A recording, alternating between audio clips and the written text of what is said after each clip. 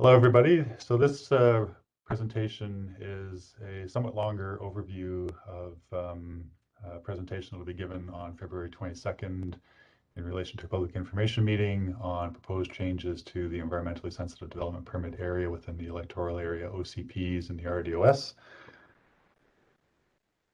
Got a fair number of slides to run through. Feel free to pause the video to get a better look at this particular agenda presentation here, but this is essentially just a summary of the various sections to the PowerPoint. So I'm going to start off with a quick overview of development permits and what they are. So as with everything we do in land use planning at a local government level, our authorities are set out in the Local Government Act, and it's specifically Section 488, which gives the RDOS the ability to designate areas for a development permit.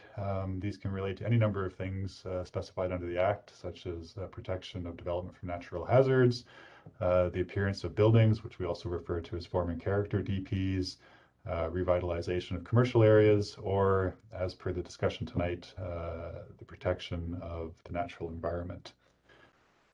So in designating a development permit area, the local government must address 4 key elements as required by the Act. So the first is the purpose. So what is it that you're trying to achieve in creating this development permit area designation? You have to prepare guidelines to then specify or set out how that objective will be met. Triggers are also an important element. So what types of development will need a DP? And then finally, the areas on the ground or properties that the DP designation will apply to, and this generally takes the form of a mapped schedule to an OCP bylaw. So in the context of environmentally sensitive DPs, the objective that the regional district has set out is a fairly broad one, and it is to minimize the impact of development on the natural environment. So in order to do that, the guidelines that the regional district has established have specified that of importance, and what we're looking to try to protect is native and nesting trees, habitat connectivity and corridors, grasslands, riparian areas and wetlands, and rocky outcrops. So a fair number of different environmental values. The guidelines also specify that assessments done for properties that may have these values on them are to be completed by a qualified environmental professional, what we refer to in shorthand as a QEP. And this is also considered to be part of the professional reliance model, which I'll touch on in a minute. So just to give a little bit more context as professional reliance model is, the example or the image shown at left here is basically the ESDP map. It's identified this particular property as being almost entirely covered with environmental values. Under the professional reliance model, however, it's not RDOS staff that will go out and do an assessment of that property to determine a more fine-grained approach. Professional reliance is a situation where the property owner is then required to engage the services of a QEP, which is generally a registered professional biologist. They'll come out, do a more fine-grained assessment of a property, establish ESAs, which are also known as environmentally sensitive areas, different levels, 1, 2, 3, 4, and map those out for us and determine if the proposed development is impacting those areas of high sensitivity, and if they are, is there any offsetting or mitigation that can be done? And so that's what the second image at right is. It's the after view of the parcel after a professional's done their work. In terms of triggers for an ESDP, it's basically everything. So that can be subdivision, building construction, which of course we capture at the building permit stage, and alteration of land, which generally comes to our attention through a complaint process, written submissions received by the RD. And finally, the map designation. So this is a typical example. The map shown here is for Electoral Area C, which is the rural Oliver area. The pink areas are the parcels that have been identified as having environmentally sensitive areas that have been designated as a DP. The green areas are known sensitive areas, but they either comprise Crown land, ALR lands, or residentially zoned land that has been excluded. The asterisk is primarily because there's different types of residential lands. But for the purposes of the bylaw, residential here is what we consider low density or medium density residential. They're generally parcels in the size of 500 to 1,000 square meters, give or take. And just the challenges associated with developing those parcels, with access, septic if that's the case, putting a house on landscaped areas. It wasn't seen to be feasible to try to include those within an ESDP. So they've been excluded. So those are the green areas on the map. So you can see the difference between the two. So I thought it'd be interesting just to give a quick overview of the history of DPs in the RDOS. So the first DPs that I'm aware of were implemented in Electoral Area E, which is the Naramata area, in 1994. They were an environmental DP that established a 15-meter setback from Naramata, Robinson, and Arawana creeks, because of course those were at that time important for community groundwater supply. And so you can see here the image at right, the DP area is the area shown shaded in blue. And so it basically attempted to keep development away from those water sources. In 1997, so a few years later, the regional district moved towards its first environmentally sensitive DP, and this was done as part of the review of the Electoral Area D official community plan. The DP that was implemented at that time, there were significant challenges with it, and within 6 months of adoption, there was changes made to the DP designation. Exemptions were introduced for residential and agriculture, and it would be another 5 years until further DPs were issued in Area D. So that was 2002. So there was an initial few that came in. Challenges were seen to be associated with those, so changes were made, and 5 years before the next one was issued. Now, the takeaway here is that those changes that were made after the first 6 months in Area D were the ones that were subsequently rolled out in the form of the guidelines for what's now Electoral Area I in 2000, Area C, which is Rural Oliver, in 2002, Area A, Soyuz, in 2005, Area E, Naramata, in 2007, and Area H in 2012. ESDPs were rolled out to the Electoral Area F areas, as West Bench Falder, but that was in 2017 as part of amendments, which I'll touch on in some subsequent slides. So slightly different than the other electoral areas. The RDOS has also implemented other DPs, which I want to touch on. So we do have a development permit for watercourse. So this is riparian values. This was provincially mandated and introduced, as I recall, in 2006. There's been challenges with this DP, both at the local government level as well as the provincial level. So there's been subsequent revisions undertaken in 2013, 2019, and we're also currently in the process of proposing some new changes in 2022. The board explored the implementation of a possible wildfire hazard DP in 2021, but that was ultimately abandoned because a development permit was seen to be an ineffective tool for wildfire hazard management, and that really community grassroots support through through fire smarting was seen to be a more effective way to deal with these kind of challenges or hazards.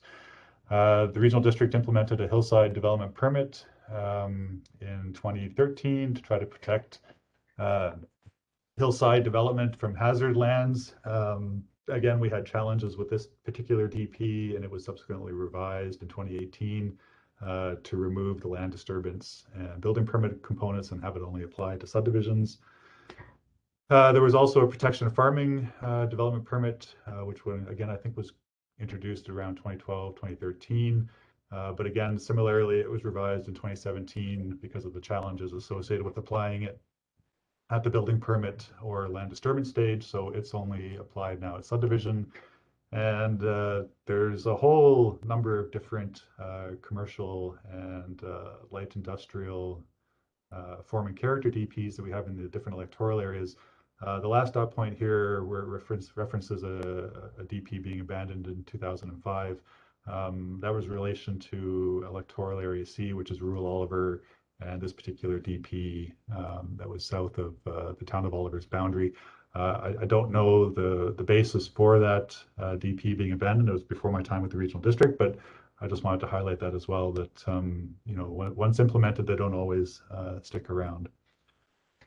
So moving along, there was a significant project undertaken between 2014 and 2017 to update the environmentally sensitive DPs, which I'm going to touch on now with these next few slides.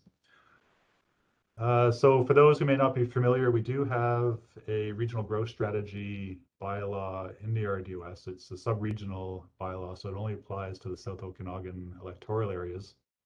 And this was adopted by the board in 2010. And within the RGS bylaw, there was a number of recommendations, one of which was to undertake an integrated biodiversity conservation strategy to protect priority sensitive ecosystems within the Okanagan Valley. So as an action item, that was undertaken by South Okanagan Similkameen Conservation Program between 2010 and 2013. This project identified through mapping those natural areas in the Okanagan and Similkameen that should be protected and restored. And that was presented to the board in September of 2013 in the form of the Keeping Nature in Our Future Biodiversity Conservation Strategy. The board accepted Keeping Nature in Our Future and directed that the mapping be used as an update for the OCP policies and also ESDP areas for the electoral areas. So having accepted Keeping Nature in Our Future and set that direction for staff, we then commenced another project to update the ESDP areas in 2014, and that was undertaken through to 2017. And so one of the steps that we did at the staff level when we commenced with this project was to undertake a review of what kind of activity had been occurring with ESDPs, what have they been capturing, what have they been improving, how did that relate to building permit activity in the same period. And we went back to 1997, which of course was the point at which the first DPs were introduced in Electoral Area D, and we started to look at permit numbers. And so this slide presents here the number of building permits issued over that time versus the number of ESDPs issued over that time. So approximately, well, just over 5,000 building permits. Of those, I think it's like 84, 85% are related to residential construction. I know the number here says 2/3, but I think it's actually higher than that. And in that same period, there was a total of 26 ESDPs issued. 7 of those were related to non-residential construction, and 19 were related to subdivisions. And so you can see some examples in the images at left here. One of the ESDP was for a tennis court on environmentally sensitive lands, and then the other one was for the establishment of a vineyard on non-ALR lands. So even though DPs are generally not applied to ALR lands, this one was out, so a DP was required. So that kind of gives a snapshot of what was happening for that 20-year period between 1997 and 2017. So of course the issue that we saw with this was that it wasn't clear to us if ESDPs were meeting the board's objective of minimizing the impact of development on the natural environment. ESDP mapping suggested that large parts of the regional district were subject to environmental protection. However, almost all forms of development were exempt from the need for an actual permit, and I'm referring specifically to residential development in this case. So from that, a number of changes were adopted by the board for ESDP areas, and this included new mapping and guidelines for ESDPs themselves. There was also an overhaul of the policies within the OCPs to make them consistent to reflect the regional nature of environmental values in the valley, environmental values in the valley. The residential exemptions for ESDPs were revised. There was a new permit option introduced, which we called the Rapid Environmental Assessment. It was intended to be a kind of checklist, hopefully less onerous option for development going forward if there was no values on a property. And finally, the other major change was to require that assessments be completed by a registered professional biologist. So this graph shows the implications of those changes after 2017 in terms of the number of building permits issued versus ESDPs. So the graph is ESDPs. We can see that it's gone from the typical 1 to 2 a year up to 2016 to now where I think most recently in 2021 we issued about 61 ESDPs versus the number of building permits. So building permits have been increasing as well over the same period of time. And for the most part, I think between 2018 and 2019, we were hitting about 6 to 7% of building permits needing an ESDP. In 2021, that number increased to 10%. And this slide shows a breakdown of where permits are being issued by electoral area. So again, if you're not familiar with the letters, Area A is the rural Osoyoos area, Area C is the rural Oliver area, Area D is OK Falls, East Side Road, Area E is Naramata, Area F is the West Bench, Falder, Prairie Valley areas, and Area I is Cleedon, Apex, St. Andrews. So not surprising given the environmental values within the valley, and I think generally it's understood that the south end is more environmentally sensitive than the north. So Area A has the most permit issued, followed by Area D, which is one of our more populous electoral areas. So again, not surprising given the level of development activity in Area D that it's also generating a high level of ESDPs. So we've issued 200 now since the changes in 2017, and that's to the end of 2021. So a fairly good sample size of permits. So what else have we seen since the changes in 2017? So prior to 2017, as I was kind of indicating in the earlier slides, the real focus of ESDPs had been on subdivisions. So they were about 73% of the total permits issued. Non-residential development represented the remainder, so 27%. And because of the exemptions for residential, they were 0% of DPs. Now, since 2017, that's almost been inversed. Subdivisions now represent less than 7% of ESDPs issued. Non-residential development, I think overall numbers haven't changed, but just because of the changes to residential now triggering the need for a permit, non-residential 7.5%, but I think the overall numbers haven't changed really. But as I just indicated, residential development is now comprising the majority of DPs that we're issuing.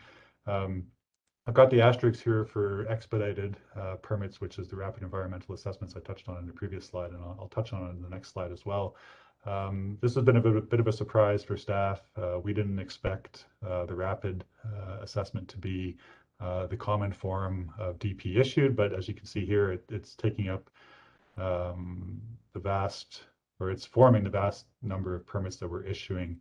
I also want to flag too that the 89% is based on numbers that we calculated up to 2019, 2020. I think with the 2021 numbers included, that number might even be higher. It's probably up in the low 90% now. So the vast majority of permits are being issued through the rapid process. There's some issues that have come up with that. Concerns that QEPs are using the rapid process to justify what would otherwise be considered as complex developments and subdivisions that should be done through a normal environmental impact assessment, and that the rapid assessment was never intended or drafted to properly address. The rapid assessment, of course, was created to provide a cost-effective option for property owners who may not actually have environmental values, at least maybe not entirely on their property, but potentially on the building footprint that they're looking at constructing a house or an outbuilding or whatnot. It's not clear to us that is actually being a cost-effective option, and I say that because of some of the reports that we're seeing come in with rapid assessments. There's been occasions where reports in the range of 50, 75, 100 pages have been submitted. The rapid assessment was only ever intended to be a checklist of 2 pages, so there's that cost-effective concern. Use of the checklist has not been consistent or as intended as I suggested. And we've also got some feedback from QEPs who have expressed concern with the title and the rapid, because from their perspective, there's still time involved in doing an assessment, and it also creates expectations around how quickly a permit will be issued. So we're aware of that as well. Now, before I get to the proposed changes within the draft amendment bylaw, I just wanted to touch on some of the limitations of development permits. And these limitations aren't solely related to environmental DPs. I would argue that they're applicable to almost all of the different types of DP categories that can be created. And so the first one I want to touch on, and I apologize for the image at right here, I don't know how clear it is, but development permit guidelines are not like the regulations that you'll find in a zoning bylaw, whereas a setback in a zoning bylaw is fairly rigid. If there's a setback established through a DP guideline, it's not. It's more like a suggestion. And so those can be varied quite easily by QEPs in the context of an ESDP. But the flip side is that because they are guidelines, they're not zoning regulations, and also a limitation of the DP authority itself. They cannot be used, like a DP designation cannot be used to prohibit a use or a density that's allowed by zoning. So what I wanted to use this image at right to illustrate is a situation where the pink layer that is shown here is the environmentally sensitive DP designation. So you can see on this particular parcel, it covers almost all of the parcel except where agriculture has been undertaken.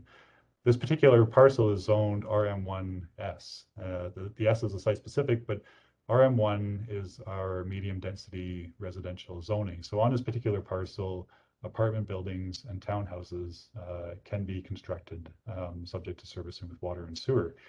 So, and the density of these apartment buildings and townhouses is usually based on a per unit or unit per hectare calculation, so based on parcel size.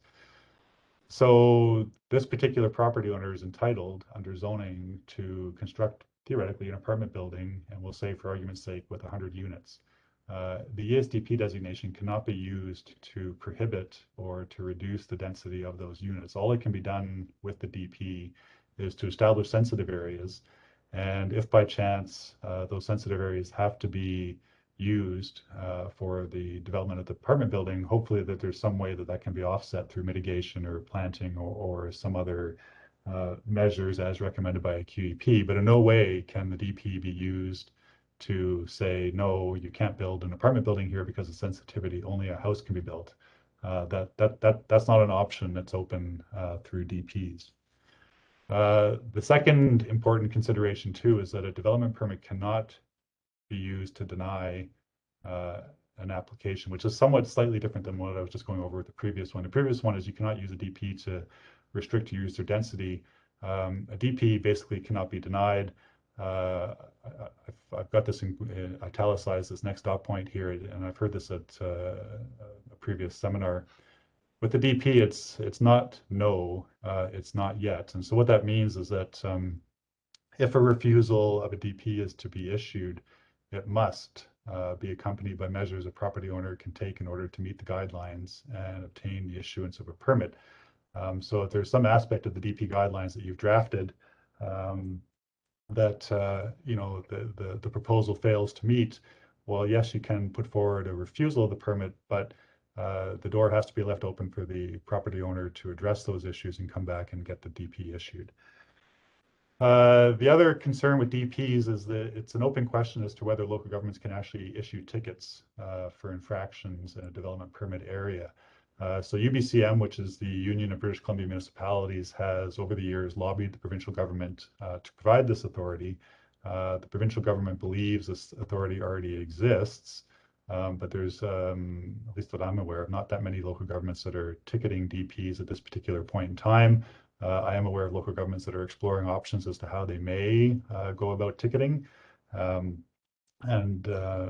curious to see what comes of that. But at this point in time, and this particular regional district's approach as well, is that when it comes to infractions in a DP area, the only recourse available to us is injunctive action at BC Supreme Court, which is costly. Well, it must be the most costly and time-consuming option available to us. In addition, it's our understanding there's no authority under the Act to require post-approval monitoring. We have in the past attempted to require landscaping bonds, but we've found that those are rarely effective.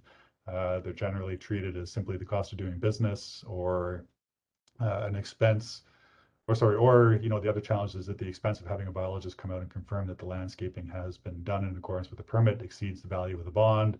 And so the bond is just orphaned. And, there's been situations where we as a regional district have been left holding these bonds for the better part of a decade and a half, with no clear way to resolve getting them back to the property owner. I also want to point out too that the RDOS does not have the internal capacity or expertise, as in there's no registered biologists on staff to monitor or undertake remediation on some of these ESDP sites. And then further with the professional reliance model, there is a question too as to whether the ESDP guidelines that we've drafted are providing sufficient guidance to QEPs to achieve the outcomes in the public interests that we're seeking. And what I mean by that is, have we given guidelines that actually help them meet our objective of minimizing the impact of development on the environment? And I'm not sure that we have. I also want to point out too, another limitation of the professional reliance model is that QEPs cannot compel property owners to follow their recommendations. The QEPs are simply preparing a report that they then submit to the regional district in support of a permit being issued. The responsibility for compelling property owners to follow the recommendations falls to the local government. However, as I indicated earlier, as far as we've been advised, there's no authority for us to issue tickets. Our only recourse is BC Supreme Court. The supremacy of zoning, that applies to us as well as QEPs, and I think that limits their latitude to direct development in ways that meet the objectives of the DP area. So professional reliance model, certainly there's challenges with that. Measuring performance, at this time, it's unknown if ESDPs are actually minimizing impacts of development on the environment. We have no measurable criteria in which to determine that. As I've indicated in the previous slides, the focus of ESDPs now is at the building permit stage, whereas we understand that successful environmental protection is generally understood to be prevention of fragmentation of sensitive lands, which doesn't happen at the building permit stage. That's more a question of for the rezoning stage. And finally, anecdotal evidence that we're aware of suggests that the benefit of ESDPs has been in educating property owners of environmentally sensitive areas on their property, which is great, but that's not actually the objective of the ESDP area. It's not education of property owners, it's minimizing impact of development on the environment. So having said all that, that brings us now to the proposed changes that are comprised within Amendment Bylaw number 2912.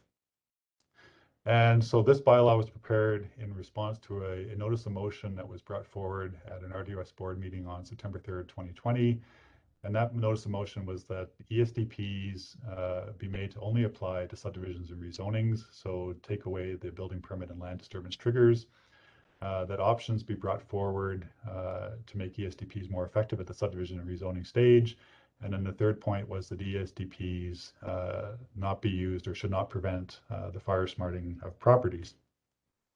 So in response, and I'll go by these through numbers. So in response to the first part of the notice of motion that ESDPs only apply to subdivisions and rezonings, staff's response to that is that ESDPs are not actually triggered by rezoning, but certainly at the rezoning stage, we have the ability to ask for an environmental impact assessment.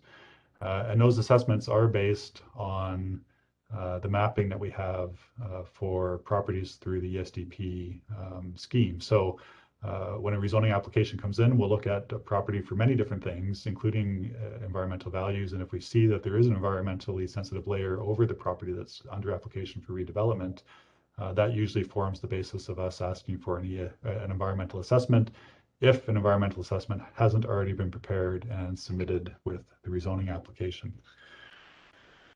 So we're not proposing any changes in relation to the first part of the motion. Now, in relation to the second part of the motion, that ESDPs be made more effective at the subdivision and rezoning stage. So we are proposing some new policy statements be put into the electoral area OCPs. The first one will be that generally the Regional District Board will, quote unquote, not support rezoning where it is determined that the proposed development is contrary to the ESDP area guidelines of this plan, and the impact cannot be mitigated to a level acceptable to the regional board. So this is information that we would likely be looking for at the rezoning stage, submitted from a property owner and prepared by a qualified environmental professional. And that would inform the recommendation that ultimately goes to the board, and then it's up to the board to decide how much weight they would want to put on that information when making a decision on the rezoning stage. The second policy statement that we want to introduce into the OCPs is that and it's in relation to the subdivision part now, that subdivisions should be planned, designed, and implemented to protect environmentally sensitive areas, habitats that provide for at-risk species, at-risk ecological communities, and keystone species should be given priority for protection. So similarly, this would again be dependent on assessments provided by QEPs engaged by property owners seeking to undertake a subdivision. And finally, the third part of the notice of motion, that ESDPs not prevent the fire smarting of properties. And so our response at a staff level is if the triggers for an ESDP are changed as proposed within the amendment bylaw, land disturbance and building permits will no longer be triggers. And so the issue of ESDPs preventing fire smart becomes moot because it's only dealt with at the subdivision stage. So no necessary change, or no further action required there if DPs are amended only to apply at subdivision. Now, I just want to run through some examples of situations involving ESDPs that staff have encountered since 2017. And I'm not trying to single any particular property owners or QEPs out here, but it's hard not to do examples without potentially discussing, I guess, assessments that were done on properties. But having said that, this particular example, and it looks familiar, is because it was on one of the earlier slides when we were going over DPs issued between 1997 and 2017. So this is the one that was for the vineyard on non-ALR lands. And so the first ESDP was issued in 2008. And so you can see here the green areas are where the planting was to occur on the property. So this came back again fairly recently. And so as can be seen here, the permit was issued in 2008, but the area that was undertaken for planting was actually far in excess of the area that was initially approved under the original DP. And so what was required in this instance was an amendment to the DP to formalize it. I mean, theoretically, I suppose it was possible that a QEP could come back and say that this was inappropriate and the land should be restored to agriculture. But the reason why I'm using this example is it sets out the challenges with DP. The zoning allows for agriculture. So we can't prohibit through a DP agriculture occurring on the site, which is very limiting now in terms of what we can do going forward with the DP. So in this particular case, the QEP amended or recommended, sorry, for amendments to the DP to reflect what had happened on the site now, and to try to set aside new areas that should not be disturbed. And so this is the revised site plan. Unfortunately, that we had to revisit this again because additional plantings were undertaken. The same challenges with the DP versus zoning exist, and so a second amendment had to be done to the DP. This is a case where we encountered a building permit application for an expansion to an existing dwelling. As you can see here, the yellow shaded, or sorry, yellow dashed line indicates where the dwelling expansion was going to go. The pink layer shown is the ESDP area, and of course there's overlap now between ESDP and the building permit expansion area. And so, you know, again, at a staff level, this is very challenging because we have a hard line with the ESDP.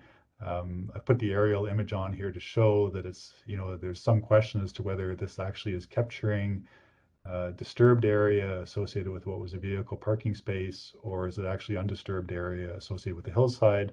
But because, of course, of the way bylaws work, this particular property owner was then into a full assessment for something that may not be that impactful on the environment. And so the reason I'm using this example here is just to show how the 2017 changes to ESDP have refocused us onto the building permit stage. And it's not clear to us that the value of some of these situations in terms of our environmental protection is consistent with what we're trying to achieve with the objectives for the ESDP area. Another one, and this kind of highlights the challenges again with the zoning versus DPs. So this particular property was zoned to allow for gravel processing. The property owner wanted to do a rock crushing facility. So they went in and cleared an environmentally sensitive area without getting a permit. Again, very challenging, us coming in after the fact. This was brought to our attention through written complaints. So the property owner did get an assessment done. The assessment signed off on the works with some mitigation and restorative work done. But again, the zoning allowed for the use. Really not much that could be done through the DP process, unfortunately. And finally, this is one, unlike the other examples I just ran through, this is one where we did have a rezoning application come in. And I think this is where at a staff level, we feel the focus should be. So again, the pink red layer shows the values on this property. So basically the whole property is shown as environmentally sensitive. There was a rezoning proposal submitted to allow for a 40-lot subdivision on the western part of the property to reduce the parcel size from 20 hectares to 1 hectares. And of course, our concern was that this would result in the kind of fragmentation that would potentially adversely impact the values on the property. And really, this is where we feel the focus should be at the rezoning stage for these types of developments, as opposed to the earlier example I gave where the building permit came in and just minor overlap with ESDPs. So this one was refused by the board. It was a public process. We've got documentation on it on our webpage for anybody who wants to know more about it. Now, just to summarize my presentation here. So again, at a staff level, we do feel that development permits for all types of designations, not just the environmental ones, have significant limitations. It's not clear in the context of the ESDPs that they can actually limit the impacts of development on the environment. And again, that's primarily because of the supremacy of zoning. We are concerned too that the 2017 amendments have refocused ESDPs unduly onto the building permit stage. And I mean, to be frank, we are concerned too that this has created an ineffective paper pushing scheme. And finally, staff do support reorientating ESDPs to subdivision, and that the focus really should be on the environmental consequences of rezoning. I think it's very difficult once the decision's been made to carve up larger parcels into smaller residential lots to go back and try to use a DP to minimize or mitigate the impacts of that original decision. So next steps. So we do have a public information meeting coming up on February 21st. That will be electronic through WebEx, start time 7 p.m. Staff will be available to answer questions from the public, and we are encouraging people to submit feedback to the regional district prior to February 25th. And tentatively, we are aiming to have amendment bylaw number 2912 considered by the board at their March 3rd meeting. Now, I just want to put a plug in for some other things that people can do to stay up to date on this particular project. The first would be obviously to visit our project page for the ESDP review. And so I've got the link to our main page here. I've got the trail that you can follow from rdos.bc.ca to find this particular web page. And on the ESDP review page, we do have draft documents such as the amendment bylaw. We also post status updates here, and that includes upcoming dates for RDOS board consideration. And finally, another way to stay in touch, we do try to put updates on the regional district's Facebook page. So I believe you'd have the option of following us on that if you're a member of Facebook. And we also have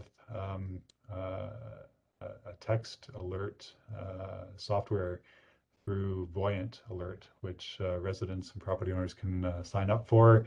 And the planning department usually tries to include on Voyant information in relation to obviously public information meetings, advisory planning commission meetings, and public hearings that are coming up. So that's another way to stay on top of environmentally sensitive DP.